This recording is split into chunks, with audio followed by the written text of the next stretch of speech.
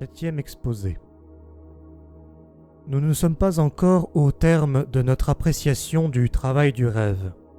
En dehors de la condensation, du déplacement et de l'arrangement visuel du matériel psychique, nous nous voyons obligés de lui attribuer encore une autre activité dont la contribution ne se reconnaît toutefois pas dans tous les rêves.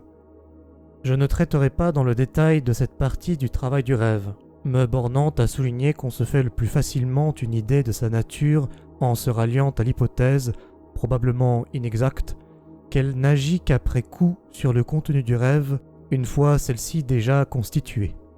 Son opération consiste à ordonner les constituants du rêve de manière qu'ils s'assemblent en un ensemble à peu près cohérent, une composition du rêve.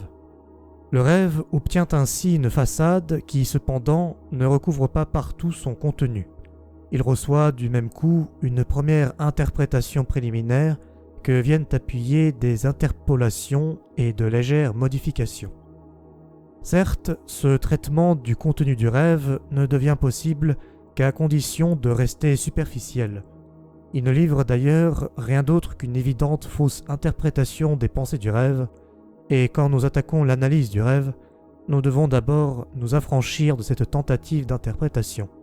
Dans cette partie du travail du rêve, la motivation est particulièrement transparente. Ce sont des considérations d'intelligibilité qui déterminent cette dernière révision du rêve, mais cela trahit aussi l'origine de cette activité.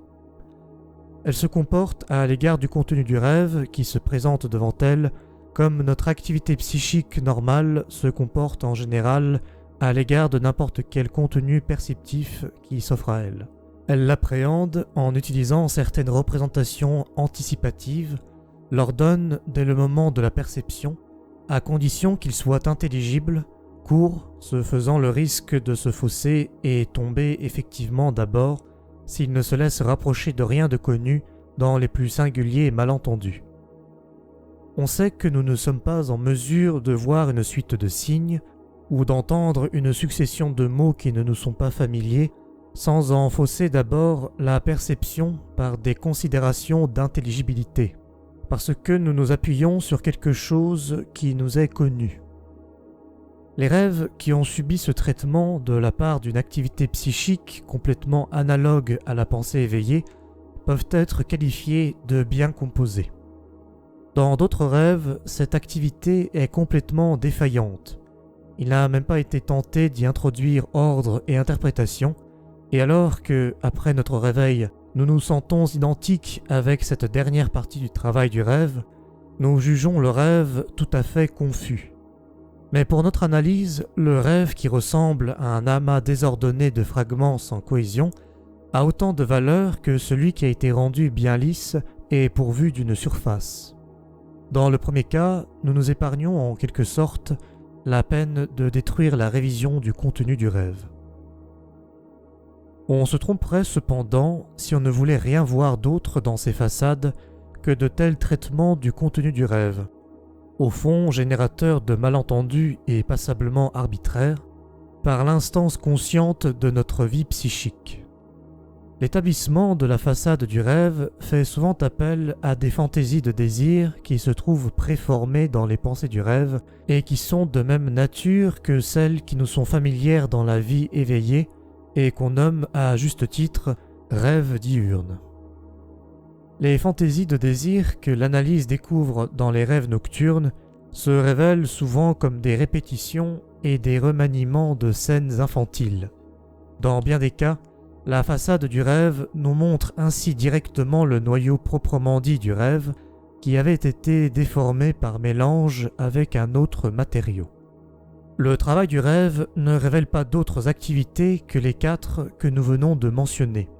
Si nous nous tenons à notre définition qui désigne par travail du rêve le passage des pensées du rêve dans le contenu du rêve, nous devons nous dire que le travail du rêve n'est pas créateur, qu'il ne développe pas de fantaisie qui lui soit particulière.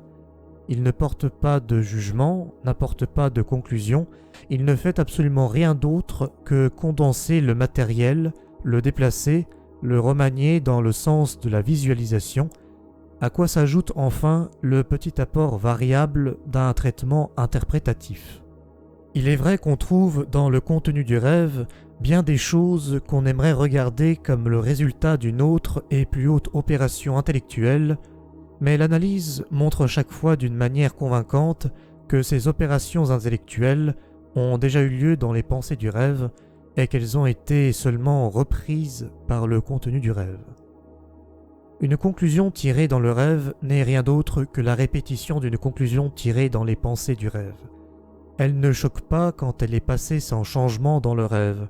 Elle devient absurde quand le travail du rêve l'a déplacée, par exemple, sur un autre matériel. Un calcul fait dans le rêve signifie seulement qu'un calcul se trouve parmi les pensées du rêve. Tandis que celui-ci est chaque fois rationnel, il se peut que par condensation de ces facteurs et par déplacement du mode d'opération sur un autre matériel, le calcul du rêve livre le résultat le plus insensé. Même les discours qui se trouvent dans le contenu du rêve sont composés à 9.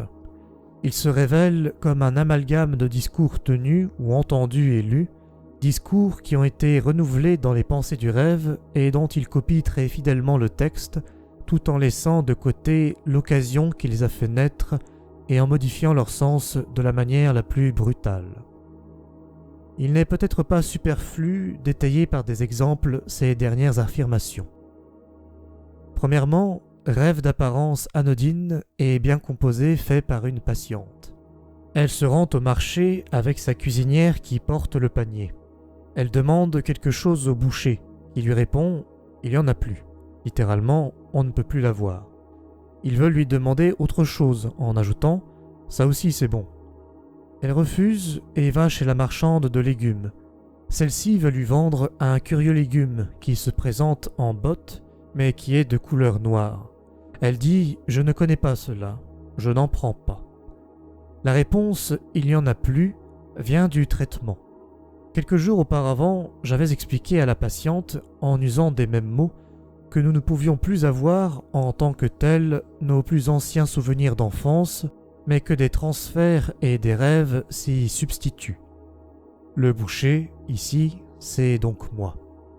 La seconde réponse, « je ne connais pas cela », a trouvé place dans un tout autre contexte. La veille, elle avait grondé sa cuisinière, qui au demeurant apparaît aussi dans le rêve, en lui disant « conduisez-vous correctement, je ne connais pas cela », ce qui signifie sans doute « je ne reconnais pas, je n'admets pas une telle conduite ». La partie la plus anodine de ce propos passa dans le contenu du rêve par un déplacement. Dans les pensées du rêve, seule l'autre partie du rêve joua un rôle, car ici le travail du rêve a changé, jusqu'à la rendre complètement méconnaissable et absolument anodine, une situation née de la fantaisie dans laquelle je me conduis d'une certaine manière incorrectement à l'égard de cette dame. Or, cette situation espérée en imagination n'est elle-même que la réédition de celle qui a été effectivement vécue. Deuxièmement, rêve apparemment tout à fait insignifiant où apparaissent des nombres. Elle veut payer une chose quelconque. Sa fille sort 3 florins 65 kreutzer de son porte-monnaie. Mais elle dit « Qu'est-ce que tu fais ? Cela me coûte que 21 kreutzer. » La femme qui a fait ce rêve était une étrangère qui avait placé son enfant dans un pensionnat de Vienne et qui pouvait poursuivre son traitement avec moi aussi longtemps que sa fille demeurerait à Vienne. La veille du rêve, la directrice du pensionnat lui avait suggéré de lui laisser l'enfant encore pendant 1 an. Dans ce cas, elle aurait aussi prolongé le traitement d'1 année. Les chiffres du rêve prennent une signification quand on se souvient que le temps, c'est de l'argent. Time is money. 1 an est égal à 365 jours. Exprimé en kreutzer, il est égal à 365 de ceci, ou 3 florins, 65 kreutzer. Les 21 kreutzer correspondent aux 3 semaines qui séparent alors le jour du rêve de la fin des classes et du même coup du terme de la cure.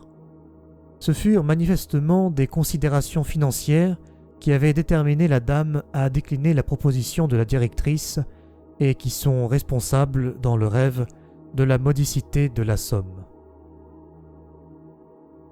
Troisièmement, Une jeune femme, mariée cependant depuis plusieurs années, apprend qu'une connaissance qui a presque son âge, mademoiselle Élise L., s'est fiancée. Cette circonstance produit le rêve suivant. Elle est au théâtre avec son mari. Un côté de l'orchestre est tout à fait vide. Son mari raconte à la jeune femme qu'Élise L. et son fiancé auraient aussi voulu venir, mais n'auraient obtenu que de mauvaises places, 3 pour 1 florin 50 Kreutzer, et bien entendu, ils ne pouvaient pas les prendre. Elle pense que cela n'aurait, du reste, pas été un malheur. Ici, c'est l'origine des chiffres qui apparaissent dans le matériel des pensées du rêve et les transformations qu'ils ont subies qui nous intéresseront.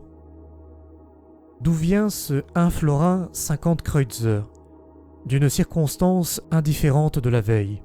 La belle-sœur de la jeune femme avait reçu de son mari 150 florins en cadeau et elle s'était dépêchée de se défaire de cette somme en s'achetant un bijou.